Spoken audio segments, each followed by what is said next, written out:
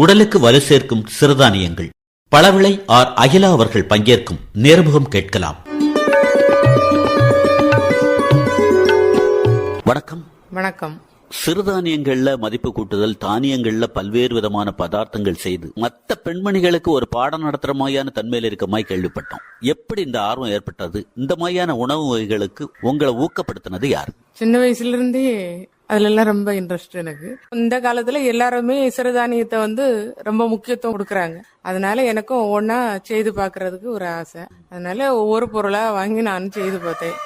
குதிரைவாலியில கழிஞ்ச வாரம் கூட மாவு செய்து பார்த்தேன். இது அரிசியில செய்யக்கூடியது. நான் இந்த குதிரைவாலி அரிசி வாங்கி அதுல செய்து பார்த்தோம். இந்த மாதிரி நீங்க ஒரு ஆர்வத்தோடு ஒரு பொருளை செய்யும் போது இதுவரைக்கும் சாப்பிட்டு பார்க்காத உங்க கணவரும் கூட அதுக்கு ஒரு ஒத்துழைப்பு கொடுக்காங்களா? பரவாயில்லையே, இதெல்லாம் எதுக்குமா பண்ற, எப்பமா இட்லி தோசை பண்ண வேண்டியதானே அப்படிங்கிற மாதிரி கருத்து வருதா?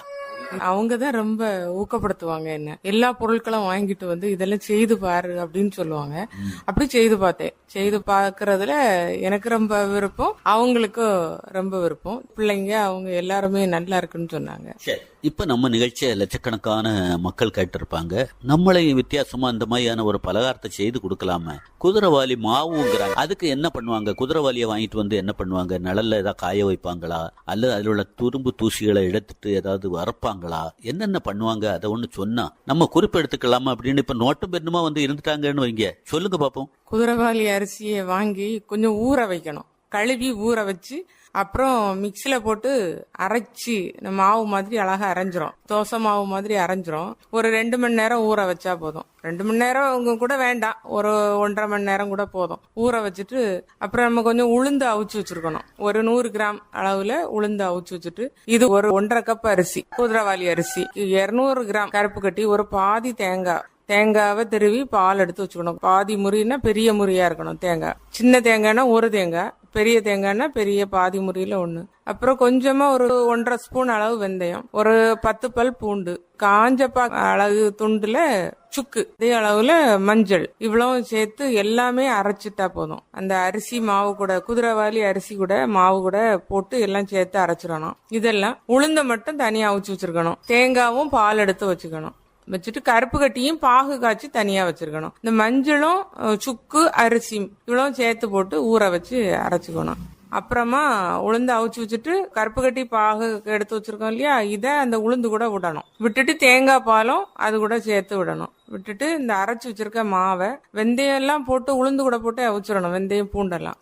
அப்புறம் இந்த மாவை அது கொஞ்சம் களியா வரணும் அவிச்சு வச்சிருக்குது. அப்பதான் அது நல்லா இருக்கும். அந்த மாவோட சேர்ந்து அழகா களியா இருந்தாதான் நல்லா இருக்கும். அப்புறம் அந்த மாவை கொஞ்சமா விட்டு அந்த இதுல எல்லாம் சேர்த்து மிக்ஸ் பண்ணி வச்சிருப்போம். அடுப்புல கொதிச்சுட்டு இருக்கோம். அது கொதி பருவம் வர்றதுக்கு முன்னால இந்த மாவை விட்டு அப்படி கிண்டணும். அப்படி கொஞ்ச நேரம் ஆகும். கொஞ்ச நேரம் கிண்டணும். கொஞ்சம் லூஸா வச்சிருக்கணும். தேங்காய் பால் 1 செம்பு அளவு எடுத்துருக்கணும். ஒரு 3/4 லிட்டர் அளவு வச்சிருக்கணும். கருப்பு கட்டியும் கொஞ்சம் நிறையவே காய்ச்சி வச்சிருக்கணும். அப்பதான் பால் நிறைய தண்ணி இருக்கும். தண்ணி நிறைய இருக்கும் போதுதான் அது ரொம்ப நேரம் நின்று வேகும் போது அது நம்ம நல்லா கிண்டி விட விட டேஸ்ட் கொடுக்கறதே அதுலதான். சரி, இப்ப சொன்ன இது களியா? களி களி களி ரொம்ப ஹெல்த் உடம்புக்கு. என்ன உடம்புக்கு ரொம்ப பலன்கிறீங்க? அதை ஒண்ணு சொல்லுங்க. என்னென்ன நோய்க்கு நிவாரணி? பெண்களுக்கா, குழந்தைகளுக்கா, இளம் தலைமுறையினருக்கா? எல்லாருக்குமே ரொம்ப நல்லது. எல்லாருக்குமே, குழந்தைகளுக்கு கூட நிறையவே கொடுக்கலாம். நல்லா சாப்பிடுவாங்க, நல்லா டேஸ்டா இருக்கும். நல்லா சுட சுட சாப்பிடணுமா, அல்லது ஓரளவு ஆற விட்டு சாப்பிட்டாலும் கூட பிரச்சனை இல்லையா? எப்படியும் சாப்பிடலாம். ஆனா ஆற விட்டு சாப்பிட்டா ரொம்ப டேஸ்ட். நாங்க இப்ப அதை சாப்பிட்டு பார்த்த பிறகுதான் தெரிஞ்சது நல்ல டேஸ்ட். சூடோட சாப்பிட்டா அது தனியா. இதுல ஒரு பனை ஓலையில உள்ள இலக்க வெட்டி போட்டு அதை சாப்பிட்டா அதை விட டேஸ்ட் நல்ல வாசமா இருக்கும். பட்டை பிடிக்கிற ஓலையில ஒரு துண்டு ஒரு பீஸ் வெட்டி போட்டு நம்ம ஸ்பூன் வச்சு சாப்பிடறத விட அதுதான் முன்னால நாங்கெல்லாம் சின்ன பிள்ளைல பழைய காலத்துல அதுதான் தருவாங்க வீட்டுல தாத்தா பாட்டி எல்லாம். அது ரொம்ப வாசமா இருக்கும். நானும் இப்ப அதுதான் பிள்ளைங்களுக்கு. நம்ம பக்கத்துல நின்னுட்டு ஏதோ பேச வருகிறது மாதிரி ரொம்ப ஆர்வப்படுறாங்களா? அது யாரு? அது எங்க வீட்டுக்காரங்க. அவங்களுக்கு இதுல ரொம்ப இன்ட்ரெஸ்ட் உண்டு. வாங்க பாப்போம், வாங்க. என்ன அவங்க ஒரு கருத்தை சொல்லக்கூடிய ஒரு நிலையில நீங்க முந்தி பேசணும் அப்படின்னு விருப்பப்படுறீங்களா? உங்க பேரை சொல்லுங்க. என் பேர் ரத்ன சபாவி சார். நான் பழவளையில இப்ப இருக்கிறேன். என் சொந்த ஊர் கிழங்குங்கிற விலை. நீங்க ரொம்ப நாளா ஒரு வருஷமா சிறுதானியத்தை போய் சொல்லிட்டு இருந்தீங்க. அப்ப நான் குறிப்பெடுத்து வச்சிருந்தேன். இதை சாப்பிடணும்னு ரொம்ப ஆசை. அப்போ ஒவ்வொரு நாளும் சொல்லும் போது நான் குறிப்பு வச்சுட்டு மனைவிட்ட சொன்னேன். அவ பேர் அகிலா. அவட சொல்லும் போது அப்போ நம்ம செய்து பார்ப்போம்னு சொல்லி இப்போ ஒவ்வொன்றா நாங்க செய்து பாக்குறோம். இதுக்கு முழு காரணம் எப்படி இருக்கு முன்னால இருந்ததுக்கு இப்ப வந்து உங்க உடல்நிலையில இந்த மாதிரி ஆகாரத்துக்கு பிறகு ஒரு விழிப்பு, சுறுசுறுப்பு, உற்சாகம், மகிழ்ச்சி கிடைச்சிருக்கா? அப்படி சிறுதானியங்கும் போது எல்லாமே நல்லதுதான். அவ்வளவு புரோட்டீன் சத்து உள்ளது சார். புரோட்டீன் மனுஷனுக்கு ரொம்ப தேவை இருக்கு. இப்ப நமக்கு புரோட்டீன் தேவைன்னா அந்த சிறுதானியம் பக்கம் போனாலே போதும். நீங்க வேற எதையும் தேடி போக வேண்டிய அவசியமே இல்லை. நீங்க கூட ஒரு முக்கியமான இந்த பகுதி விவசாயின்னு கேள்விப்பட்டோம். தென்னை மரம் இருக்கனால இப்ப தேங்காய் திருவி கொடுக்கறது நீங்க தானா? சாமான் வாங்கி கொடுக்க நான் தான். இது சப்போர்ட் பண்றது, அதாவது தேங்காய் திருவி கொடுக்கறது, கருப்பட்டி சீவி கொடுக்கறது, இந்த ஐட்டம் தேவையான சாமான் நான் செய்து கொடுக்க தான் செய்வேன். வெள்ளை கூட உடச்சு கொடுக்கறது எல்லாமே நான் தான் பெரும்பாலும். என்கிட்ட சேர்ந்தா செய்வோம் அது. அதனால நமக்கு சந்தோஷமான நிகழ்ச்சி தான் அது. இந்த பகுதி தென்னை மரத்தினுடைய தேங்காயினுடைய அடர்த்தியை சொல்லுங்க பாப்போம், எப்படி இருக்கு சார்? ஈத்தமிழ் தேங்காய் வந்து இப்ப புதுசா கொடுத்துருக்காங்க. உங்களோட தேங்காய் பிள்ளைங்க நீங்க இப்போ எங்க ஊர் தேங்காய்க்கு 100 தேங்காய் 23, 24 கிலோ கொப்பரை வரும். ஆனா இதே நம்ம குமரி மாவட்டத்தில் வேற பக்கங்களோட மற்ற பழங்களோட தேங்காய் பாத்தீங்கன்னா 17 18 தான் வரும். இந்த ஒரு ஆய்வு முடிவு உங்களுக்கு எப்படி தெரியும்? நான் கொஞ்ச நாள் தேங்காயோட கொப்பரை வியாபாரம் பண்ணேன் சார். உங்களுக்கு வடமேல்னு சொல்லுவாங்க இல்லையா, இது இறச்சகுளம் அந்த பக்கம் கடற்கரை பக்கம் தேங்காய் வாங்கியிருக்கேன். அதுல வந்து அந்த அவுன் வந்து ரொம்ப கம்மியா இருக்கும், திக்னஸ் ரொம்ப கம்மியா இருக்கும், காஞ்சி வரும்போது ரொம்ப சுருங்கிரும். ஆனா எங்க ஊர் ஈட்டாமல் இந்த சைடு எங்க ஊர் பக்கம் தேங்காய் எல்லாம் அடர்த்தி கூட இருக்கும், தேங்காய் பெருசா இருக்கும். அவன் வந்து திரும்ப பூவா தான் வந்துட்டே இருக்கும். அவ்வளவு பூ வரும். அங்க வந்து சின்னதா இருக்கும், சீக்கிரம் அந்த தேங்காய் கண்ணு இருக்கும் கிடையாது. அதான் கண்ணு இருக்குன்னு சொல்லுவாங்க. தேங்காய் பூல கண்ணு இருக்கும் ஜாஸ்தி, திரும்ப பூ வந்துட்டு இருக்கும். அங்க உள்ளது சீக்கிரம் முடிஞ்சு போனா அதே மாதிரிதான் அந்த கொப்பரை அடர்த்தியும் அப்படிதான். அது என்ன காரணம் ஈட்டாமலி தேங்காய்க்கு அப்படி ஒரு பேரு? இந்த மண்ணு வந்து பொங்கு செவ்வாழை சாருங்க. இந்த பொங்கு செவ்வாழை நீ சொல்லும் போது எல்லாமே எண்ணெய் சத்து கொடுக்குற அந்த மரத்துக்கு வளர்ச்சியும் அப்படிதான் இருக்கும். ஏன்னா வேறு வந்து ரொம்ப ஈஸியா போகும் பாருங்க. இப்ப களிமண் சொன்னா வேறு ரொம்ப போகாது. எங்க ஒரு மண்ணுக்கு வந்து வேறு ரொம்ப எவ்வளவு எங்க போகணுமாலும் போயிடும். அப்ப சத்துக்கள் அங்கங்கே கிடைக்கும் போது முதல் வந்து மண்ணு தான் சார் காரணம். ஈட்டாமலி ஏரியா மண்ணு தான் காரணம். அதுக்கு தேங்காய் உற்பத்திக்கும் கூடுதல் வரும், எண்ணமும் கூடுதல் வரும், அவனும் கூட இருக்கும், எண்ணெயும் கூட இருக்கும். பாருங்க, நம்ம பேசிட்டு இருக்க அந்த அம்மா அவங்களும் பேசணும் மாதிரி ஆர்வமா வராங்களே. ஒரு ஆர்வத்துல நிறைய விஷயங்களை சொல்லணும்னு விருப்பப்படுவீங்க இல்லையாமா? ஆமா, ரொம்ப ஆர்வம். உங்க கணவரை பொறுத்த அளவுல அவங்க வந்து ஒரு பெரிய விவசாயி இல்லையா? ஆமா ஆமா ஆமா, விவசாயி. என்னென்ன மாதிரியான ஈடுபாட்டுல இருக்காங்க அவங்க விவசாயம் அப்படின்னு சொல்லும் போது? மா, பலா, அப்புறம் தென்னை மரம், சப்போட்டா, முந்திரி, நல்ல மிளகு எல்லாமே இருக்கு. முந்திரி எல்லாம் வச்சு உண்டு பண்ணிட்டோம். எங்களுக்கு வீட்டுக்கு தேவையான பொருள் எல்லாம் கிடைக்கும். சிறுதானியங்கள் அப்படிங்கிற அடிப்படையிலையும் தானியங்கள் அப்படிங்கிற அடிப்படையிலையும் நீங்க கருத்துக்களை சொல்லிருக்கீங்க. வேற என்ன சொல்லணுங்கிற மாதிரி விருப்பப்படுறீங்க? கஞ்சி சார், கருப்பு கவுனி அரிசி கஞ்சி சொல்றதுக்கு விரும்புறேன். பரவாயில்லையே, தானியங்கள்னு பார்த்தேன், நீங்க பாரம்பரிய அரிசிலேயே பண்ணுவீங்க போலுக்க. நான் அதுதான் இப்ப பண்ணிட்டு இருக்கேன். சொல்லுங்க பாப்போம். கருப்பு கவுனி அரிசி, அதுல வந்து பச்சை அரிசி வாங்கணும், புழுங்கல் அரிசி வாங்க கூடாது. அதுல வந்து அது பச்சை அரிசி தான் நல்ல டேஸ்டும் கூட. அப்புறம் ஆனா அது வந்து வேகிறதுக்கு நேரம் ஆகும். பச்சை அரிசியை விட புழுங்கல் அரிசி ரொம்ப நேரம் ஆகும். அதனால நம்ம பச்சை அரிசி வாங்கினா நம்ம டேஸ்டும் கூடுதல் கிடைக்கும். அதுல நிறைய சத்துக்களும் நிறைய இருக்கு புழுங்கலை விட. இப்ப நம்ம நிகழ்ச்சி கேட்கக்கூடியவங்க நினைக்கிறாங்க, என்ன கஞ்சி வைக்கிறது அவ்வளவு பெரிய கடினமா? அரிசியை வாரி போட போறோம், தண்ணியை விட போறோம், அது பாட்டு கொதிக்க போகுது, அதனால சுட சுட குடிக்க வேண்டியதானே. இதுல இந்த அம்மா என்ன சொல்ல போறது? இது வந்து ரொம்ப ஹெல்த்தியான ஒரு ஃபுட்டு. அத வந்து ஆச்சரியமா தான் இப்ப முன்னால அதெல்லாம் தெரியாது, எல்லாருக்கும் தெரியாது. அப்ப வந்து எங்க வீட்டுல சம்பா நெல் உண்டு, சம்பா அரிசியில நாங்க செய்து அந்த மாதிரி பழகி இப்ப வந்து ரீசெண்டா எல்லாருமே நம்ம ரேடியோ கேக்குறோம். அதுல ஒரு வருஷமா சொல்லிட்டு இருக்காங்க, சிறுதானியங்களை பத்தி சொன்னாங்க, அதெல்லாம் கேட்டோம். அப்புறம் வந்து எனக்கு இதுல வந்து ரொம்ப விருப்பம். வானொலி வந்து உங்களை வந்து சமையல் ரீதியா ஒரு உயர்வான நிலைக்கு கொண்டு வரதுக்கு ஒரு காரணமா அமைஞ்சிருக்கு. முக்கியமான காரணம் அதை கேட்டதுல இருந்து ரொம்ப ஆர்வம் செய்து பார்க்கணும் அப்படின்னு சொல்லி. அப்படி ஒவ்வொருத்தகிட்ட பேசும்போது அவங்க சொன்னாங்க, இது சாப்பிட்டின்னு சொன்னா எங்க தங்கச்சி ஒருத்தி தான் எனக்கு சொல்லி தந்தது. இது சாப்பிட்டு பாரு, இது வயிறு புண்ணெல்லாம் சீக்கிரமா குணம் ஆகுறதுக்கு இதுலதான் எல்லா சத்துக்களும் இருக்கு. செய்து பார்த்து சாப்பிட்டு அனுபவிச்சதா? அனுபவிச்சது. அவங்க சாப்பிட்டு பார்த்து வயிற்று புண்ணுக்கு குணம் ஆகி என்கிட்ட சொல்லி.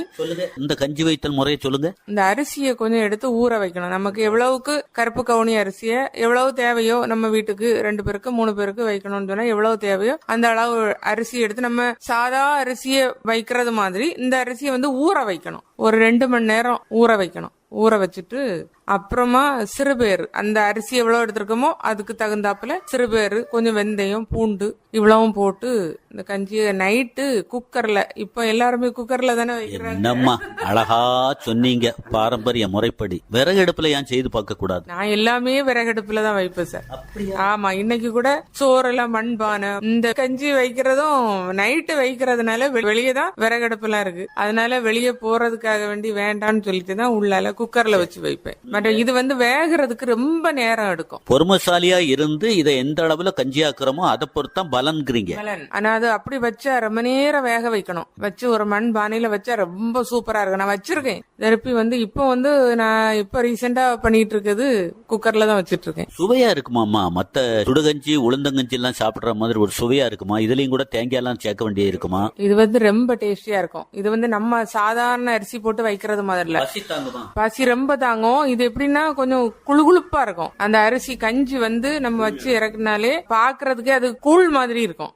ஓஹோ, கேப்பக்கூழ் எல்லாம் சாப்பிடுற மாதிரி சாப்பிடறது மாதிரி, கேப்பக்கூழ் சாப்பிடுற மாதிரி குளுகுளுப்பா இருக்கும். அந்த அரிசிய அது எல்லாம் அப்படி வெந்தும் வேகாமல் இருந்த மாதிரி வெந்திருக்கும். அது வந்து நமக்கு சவைச்சு சாப்பிடும் போதே அது ஒரு தனி டேஸ்ட். அந்த கருப்பு கவுனி அரிசியில அது ஒரு தனி டேஸ்ட். நம்ம தேங்காய் பாலை வந்து விடணும்னு வேண்டாம். தேங்காய் பால் விடாட்டு கொஞ்சமா தேங்காய் திருவி போட்டா கூட போதும். போடாட்டு கூட அது நல்லா அப்படி ஒரு டேஸ்ட். பாக்குறதுக்கு அது அப்படி இந்த நம்ம கேழ்வரகு மாவு இருக்குல்ல, அதுல புட்டா வச்சு எப்படி இருக்கும் கருப்பா, அதே மாதிரி கஞ்சி வந்து அப்படி கருப்பா இருக்கும். அது பாக்குறதுக்கு நல்லா இருக்கும் சார். நல்ல டேஸ்டாவும் இருக்கும். அதனால அது எல்லாருமே கண்டிப்பா அதை வந்து சாப்பிடுங்க. அது கூட கொஞ்சம் முருங்கலை சேர்த்துட்டு கடைசியில் அது வெந்து வரக்கூடிய நேரம் ஒரு கைப்பிடி அளவு முருங்கலை உருவி போட்டா போதும். என்னம்மா அது எதுக்கு? அது வந்து வயிறு புண்ணு எல்லாம் குளிர்ச்சி, நமக்கு புண்ணு எல்லாம் குறையும். இதெல்லாம் உங்க மாமியார் சொல்லி தந்ததா, அம்மா சொல்லி தந்ததா, அல்லது உங்க பாட்டி சொல்லி தந்ததா? இதெல்லாம் தாத்தா பாட்டி காலத்திலேயே சொல்லி தந்தது. ஏன்னா உங்களுக்குள்ள அவ்வளவு ஆர்வமாமா? நீங்க பேசிட்டு இருக்கீங்க,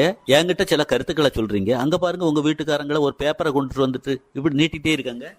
அவங்களுக்கு இதுல எல்லாம் ரொம்ப விருப்பம் உண்டு இல்ல, அதனாலதான். சரி சரி, அது என்ன பேப்பர் சொல்லுங்க பாப்போம். சார் இதுல 40 வகையான சத்து தானியங்கள் இருக்கு சார். இதுல 40 வகையான சத்து தானியங்களா? கண்டிப்பா தெரியப்படுத்தணுமே, சொல்லுங்க.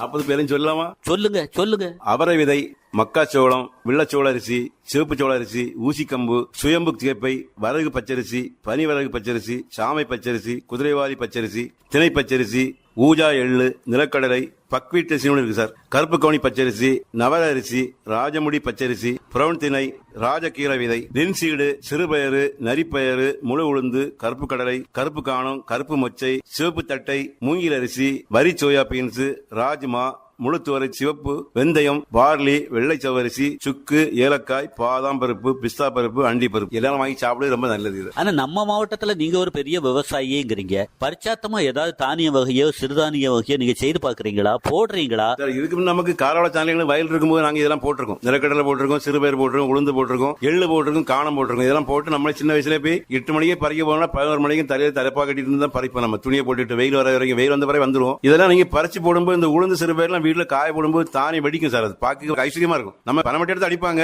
அப்படி வெடிக்காத மிச்சம் இருந்தா கொஞ்சம் கள்ளப்பயர்னு சொல்லுவாங்க. அதை பனமட்டை எடுத்து அடிச்சிரமா எடுப்போம். அதுல தானே துள்ளி தானே வெடிச்சிடும். இதுல சில சின்ன பொடி பயிர்கள் இருந்தா தெரிக்கவும் செய்யாது, விளைச்சல் குறைவா இருந்தா அது தெரிக்காது. அப்ப நம்ம அதை வேஸ்ட் பண்ண முடியாது. இனிமே பனமட்டை வச்சு அடிச்சு நம்ம உறுத்தி எடுத்துருவோம். இந்த தோடை வந்து நம்ம நினைச்சா மாட்டுக்கு பயிர் கொடுக்கலாம். மாடு நல்ல சத்து உள்ளதாகும். உளுந்தந்தோடு, உளுந்து பருப்பு நமக்கு சத்து உள்ளது. உளுந்தோட வேஸ்ட் பண்ணக்கூடாது. நாங்க எல்லாமே மாட்டுக்கு லேசா தண்ணி தொழிற்சி சூப்பரா ஒரு பொடி. அந்த கொலைய கூட அப்படியே உரமாக்கிட்டோம்னா அது பெரிய இது இல்ல.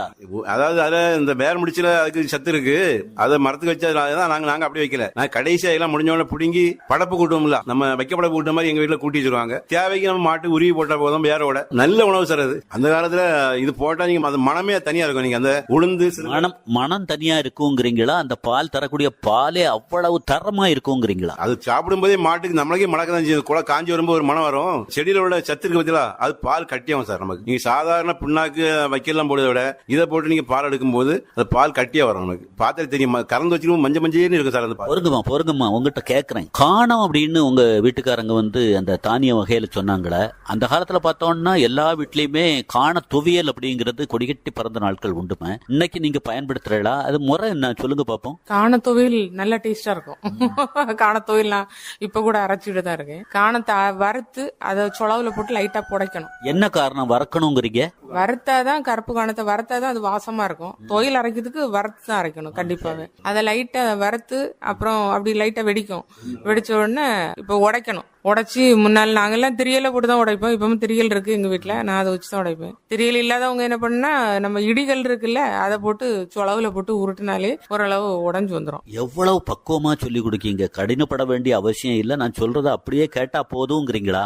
கண்டிப்பா நான் சொல்றபடி செய்தாலே சீக்கிரமா வேலையை முடியும். சொலவுல போட்டு உருட்டி எடுத்தோன்னா புடைச்சிட்டா போதும். டக்குனி லேசா புடைக்க தெரியாதவங்க கூட லைட்டா தட்டினாலே போதும், அந்த தூசி போயிடும். அப்புறம் நம்ம ஒரு வத்தல் சுட்டு வைக்கணும். வத்தல் விறகடுப்புல போட்டு சுட்டு வைக்கணும். அதுதான் டேஸ்டா இருக்கும். கேஸ்ல எல்லாம் சுடுறது வந்து அந்த மாதிரி மணக்காது. அந்த வத்தல் அதுல ஒன்னோ ரெண்டோ நம்ம தேவைக்கு ஏற்ப வத்தல் பொடிய வாரி போடுவோம்னா அதுக்குள்ள சுவை இருக்காது. அது டேஸ்ட் வரவே செய்யாது. அது நல்லாவே இருக்காது. அது சுட்டு எடுத்தாதான் அது ஒரு வாசமே தனியா இருக்கும். கேஸ்ல சுட்டு பாருங்க, விறகடுப்புல சுட்டு பாருங்க, அந்த தணல் போட்டு தணல் போட்டு சுட்டு பார்த்தா அதுதான் தனியான ஒரு வாசம் அந்த வத்தல் சுடுறதுல. அதை எடுத்து அப்புறம் 2 அரிசி வெள்ளை பூண்டு, கொஞ்சம் ஜீரகம், புளி இவ்வளவு வச்சுட்டு கொஞ்சம் உப்பும் வச்சுட்டு கொஞ்சமா தேங்காய் சேர்த்தா போதும். சேர்த்துட்டு இந்த காணத்தை வந்து நிறைய வைக்கணும். வச்சு அம்மியில வச்சு அரைச்சி எடுத்துட்டா, இப்ப அம்மியில வச்சு அரைக்கவும் எல்லாருக்கும் தெரியாது, மிக்சில போட்டு கூட அரைக்கலாம். அது கொஞ்சமா தண்ணி விட்டுருக்கணும். விட்டுட்டு ஒரு ஸ்பூனை போட்டு கிண்டி கூட ஒரு அடி அடிச்சு நல்லா கொரகொரப்பா இருக்கும். கொஞ்சம் அரைஞ்சு வரணும். அந்த தேங்காய் வச்சு வரும்போது எல்லாம் சேர்ந்து வரும். புளி உப்பெல்லாம் வரும்போது அப்படி சேர்ந்து வரும். 2 கடைசியில 2 கருவேப்பிலை போட்டு அடிச்சு எடுத்துட்டா அப்படி ஒரு சூப்பர் சுடு சோறுக்கு நல்ல டேஸ்டா இருக்கும். அதுல வந்து இந்த கருப்பு கவுனி அரிசி கஞ்சி கூட வச்சு குடிச்சா அந்த காண தோயிலும் வச்சு சாப்பிட்டா ரொம்பவே நல்லா இருக்கும். அந்த காண விக்கிற தண்ணியில ஒரு 1/2 கிளாஸ் தண்ணியும் கொடுத்து சாயங்காலம் அப்புறமா காணத்தை அவிச்சு லைட்டா உப்பு போடணும். தேங்காய் ஒன்னும் போடக்கூடாது. லைட்டா உப்பு போட்டு அவிச்சு அந்த அவிச்ச காணமும் எடுத்து அதுல அவிச்சு வடிக்கிற தண்ணியிலயும் ஒரு 1/2 கிளாஸ் கொடுப்பேன். அது வந்து கொலஸ்ட்ரால குறைக்கும். நீங்க கொலஸ்ட்ரால குறைக்குங்கிறீங்க. அது ஒரு பக்கம் இருந்தாலும் கூட காணத்தை எவ்வளவு தூரம் பயன்படுத்துறோமோ இந்த நாள்பட்ட புண்களும் கூட சீக்கிரம் தோந்து வருங்கிறாங்களா? உண்மையா? கண்டிப்பா முக்கியமான காரணம் அதுதான். இந்த காணத்தை துவையல், இந்த புண்ணு இருக்கவங்க, அந்த சுகர் புண்ணு எங்க அம்மாவுக்கு எல்லாம் உண்டு, நான் அடிக்கடி கொடுப்பேன். அல்லது காணத்துல பொடி இடிச்சு நம்ம இந்த தேங்காய் சேர்க்காம இந்த பொருட்கள்லாம் நான் சொன்ன பொருட்கள்லாம் சேர்த்து பொடியா இடிச்சு கூட வச்சுக்கலாம். தோசையில வச்சு சாப்பிடலாம், சோறுல போட்டு விரசி சாப்பிடலாம். அது கொஞ்சம் கொரகொரப்பாவே திரிச்சு எடுத்துட்டாலே போதும். நல்ல டேஸ்டாவும் இருக்கும். புண்ணுக்கெல்லாம் ரொம்ப பெஸ்ட் அந்த பொடி வச்சு சாப்பிடுறது. அதனால அப்படியும் உபயோகப்படுத்தலாம். உடல் ரீதியா வலுவா இருக்கணும். எந்தவித நோய் நொடிகளுக்கும் உட்படாம நம்ம சந்தையினரை கொண்டு வந்தாதான் பிற்கால சந்தையினர் வந்து திறம்பட செயல்படுவாங்க அப்படிங்கிற மாதிரி அமைதியா சொன்னாலும் அழுத்தமா கருத்து பதிவு செய்திருக்கீங்க. உங்க 2 பேருக்கும் குமரி பண்பலை சார்பாக மனமார்ந்த நன்றி. நன்றி சார். நன்றி. நன்றி சார். நன்றி. இதுவரை பழவிளை ஆர் அகிலா அவர்கள் பங்கேற்ற உடலுக்கு வலு சேர்க்கும் சிறுதானியங்கள் நேர்முகம் கேட்டீர்கள். உடன் உரையாடியவர்